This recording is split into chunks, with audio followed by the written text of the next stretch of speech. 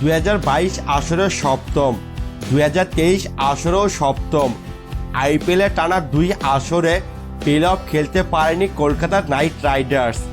সেই কেকেআরই এবার প্রথম দল হিসেবে স্বেচ্ছায় থাকা নিশ্চিত করেছে।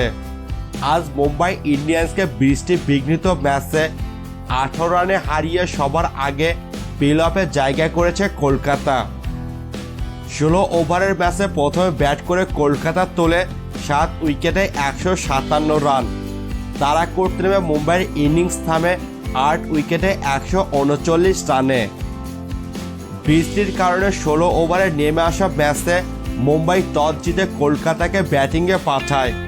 10 রানের মধ্যে 2 ওপেনার ফিল সল্ট ও সুনীল নারায়ণ আউট হলেও কলকাতাকে রানের পথে রাখেন ভেঙ্কটেশ আয়ার, নীতিশ রানারা।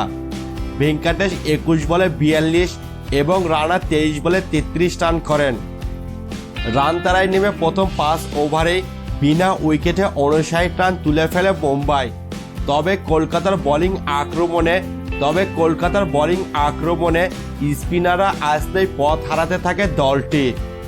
নারায়ণ 20 বলে 40 রান করা ঈশান কিষানকে তুলে নেওয়ার পর বরুণ চক্রবর্তী রোহিত শর্মাকে ফেরান। রোহিত শর্মা করেন 24 বলে 19 রান। 2 ওপেনারকে ফেরানোর পর ম্যাচের নিয়ন্ত্রণ নেয় কলকাতা।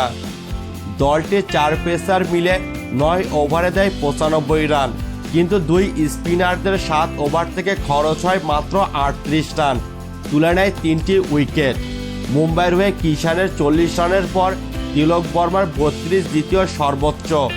4 ওভারে 17 রানে 2 উইকেট নিয়ে ম্যাচ সেরা কলকাতার বরুণ চক্রবর্তী। 12 ম্যাচে 18 পয়েন্ট নিয়ে কলকাতা এখন সবার ওপরে। 11 ম্যাচে 16 পয়েন্ট নিয়ে রাজস্থান রয়্যালস দ্বিতীয়।